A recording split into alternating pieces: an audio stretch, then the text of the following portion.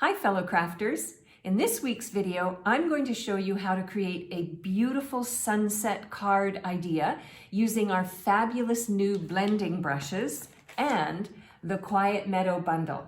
I can't wait to show you this fun technique. Hey everyone, I'm Terry and I'm nuts about stamping.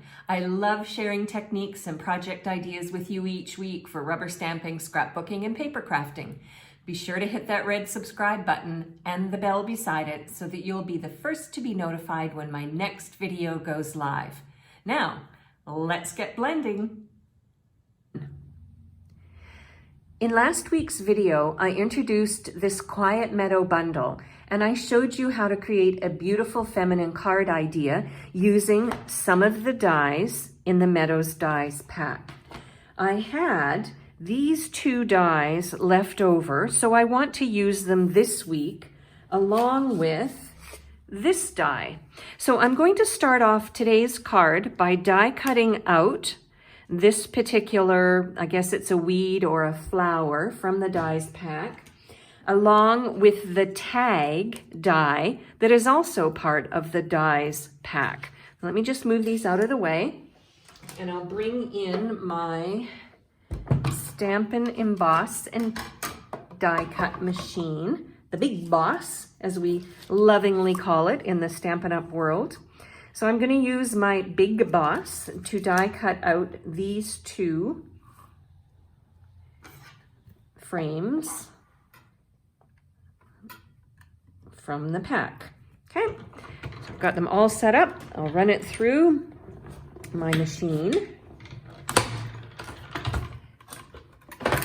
And then the next thing I want to do is create a phrase. Look at that, it's so pretty. You just have to pop out a couple of bits and pieces and that's it. And then here is the tag. And I'm going to use these obviously on today's card. So let me just move these out of the way. All right, I have those pieces all ready to go. I'm just going to move them out of the way for a second. And I want to create a phrase for the front of my card. So I'm going to use the Thinking of You phrase, which I have mounted already onto a clear block. And I've got a scrap piece of basic white cardstock. And I'm going to use my Bumblebee ink. So everything is all coordinated by color. I'm going to ink this up and stamp it down on my white scrap, like so. And then I'm going to bring in my multi-purpose liquid glue, and I want to attach this phrase to my black tag. There we go.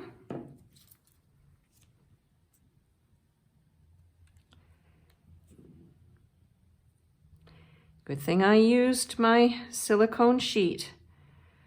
Because if you have any spillage, you can let it dry or you can just wipe it off. And when it dries, the rest of it dries, it won't be sticky at all, which I love this sheet. I use it all the time. And now it's time to bring in my Bumblebee layer, and I've got a scrap piece of grid paper. And what I'm going to do is create my sunset. It is so simple to do this, but it really will pack a wow. So all I'm going to use is my pumpkin pie ink pad and one of my blending brushes. I love these blending brushes because you can blend ink beautifully. You apply extremely light shades of ink, or you can create soft gradient backgrounds with no lines. You can also use these blending brushes with decorative masks or stencils. What I think is really cool about them is that the bristles, and there's like a bazillion bristles, they're really soft and they blend ink perfectly. So let me show you how to do this technique. So what I'm going to do is I'm going to just dab my blending brush onto the pumpkin pie ink. And then what I'm going to do is just blend it onto my Bumblebee cardstock. And I tend to start off and then sort of blend on.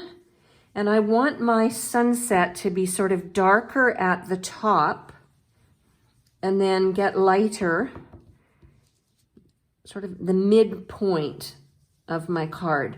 So I will just keep on blending happily here, and then I'll come back in a minute and I will show you my sunset.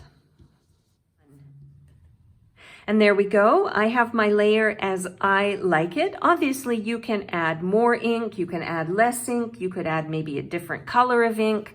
However you want to make your sunset is completely up to you as the designer of your own cards. What I also love about these blending brushes is that the ink washes out. I think the only color that I found difficult to wash out was like a black or a dark gray. Our basic gray tends to stain the bristles on the brush, but it doesn't, when you use it again, it doesn't rub the black off. So it sort of is a permanent stain.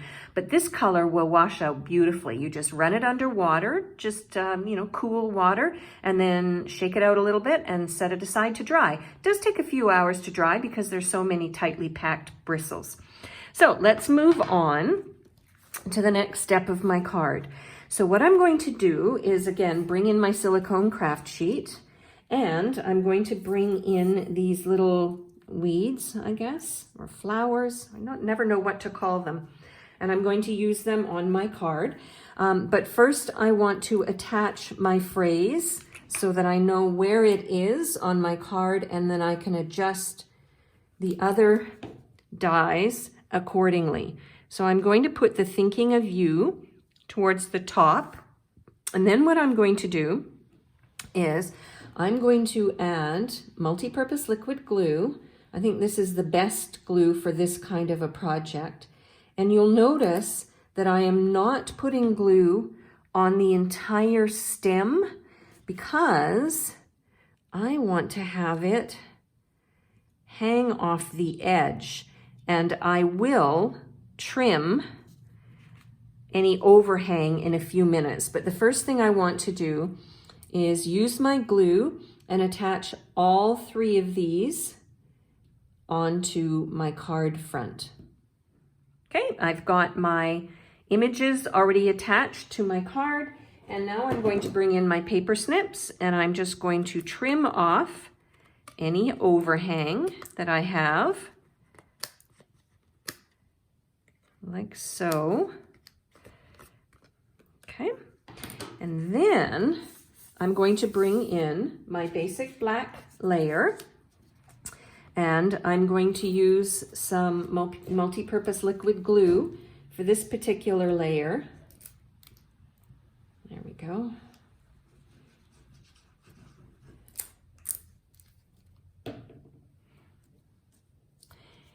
If you want to see another idea for using blending brushes, check out my introductory video that I created just after I got my first pack of blending brushes. I'll put the link here, and then when this video is over, you might want to check it out as well. And then I'm going to use my Stamp and Seal to attach my layer to my card base. And there we go. My card is finished and ready to send to somebody special. Now, let me show you another idea using the same technique. If you have the Majestic Mountain dies, this is another way to use your blending brush and your pumpkin pie ink. This time though, on this card, I created it to be a landscape layout, and I used crushed curry instead of bumblebee. But here's a second idea using the same technique. If you'd like a complete listing of the supplies that I used and measurements for all of the layers for the front of this card, head on over to my blog, www.nutsaboutsstamping.com. And while you're on my blog, consider joining my free mailing list. I send 2 newsletters a week with project ideas you won't see anywhere else. And my mailing list purpose is to give you insider tips and ideas to take your card making to the next level. So why not give it a try? After all, it's free. No commitment needed. I'm Terri. I am nuts about stamping. I hope you'll try this beautiful technique someday soon. Bye for now.